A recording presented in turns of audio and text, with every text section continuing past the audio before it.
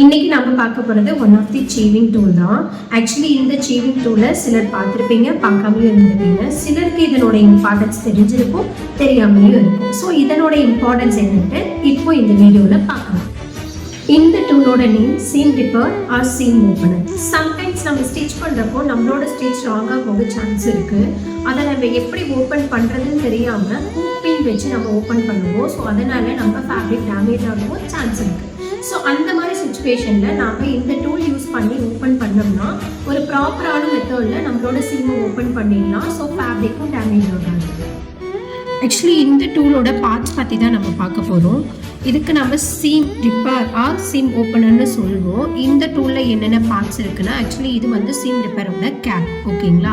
Next இந்த ஒரு red கலரில் இருக்குது இல்லைங்களா, இது வந்து கிரிப் ஆஃப் சீம் ரிப்பர், ஓகேங்களா. இது வந்து ஒரு ஷார்ப் எட்ஜ் அண்ட் இந்த சென்டர் பாயிண்ட் வந்துட்டு பிளேடு, இது வந்து பிளேடுன்னு சொல்லுவோம். இது வந்து கேப், அதாவது நம்மளோட ஃபேப்ரிக்கை ப்ரொடெக்ட் பண்ணுறதுக்கான ஒரு கேப் தான் இது. இந்த ஃபேப்ரிக்கில் நான் ஒரு ராங் ஸ்டிச் பண்ணிட்டேன். இந்த சீமை நான் இப்போது ஓப்பன் பண்ணணும்.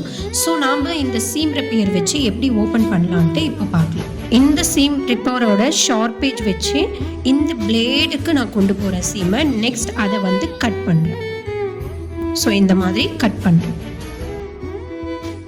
கொஞ்சம் கொஞ்சம் கேப் விட்டு கட் பண்ணி நம்ம சீமை ஈஸியாக வந்து ஓப்பன் பண்ணிடலாம்.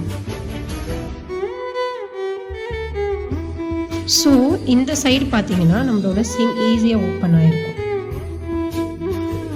ஈஸியாக நம்மளோட சீம் வந்து ஓப்பன் ஆகி வரும் இந்த மாதிரி.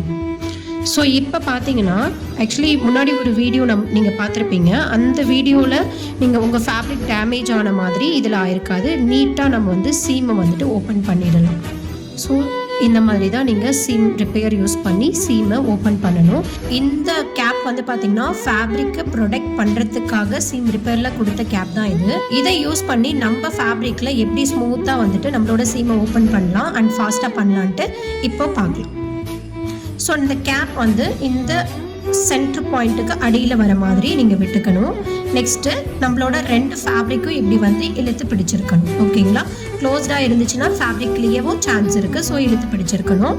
நெக்ஸ்ட்டு நீங்கள் அழகாக இப்படி வந்து ஓப்பன் பண்ணலாம். இந்த மாதிரி ஓப்பன் பண்ணலாம். ஸோ இந்த மாதிரி ஓப்பன் பண்ணுறப்போ ஃபேப்ரிக்கை டேமேஜ் பண்ணாமையும் பண்ணலாம் அண்ட் ஃபாஸ்ட்டாகவும் பண்ணலாம். நமக்கு அந்த சிரமமே தெரியாது. ஸோ இந்த மாதிரி டிப்ஸ் அண்ட் ட்ரிக்ஸ்க்காக நம்ம பேஜை மறக்காமல் ஃபாலோ பண்ணிக்கணும்.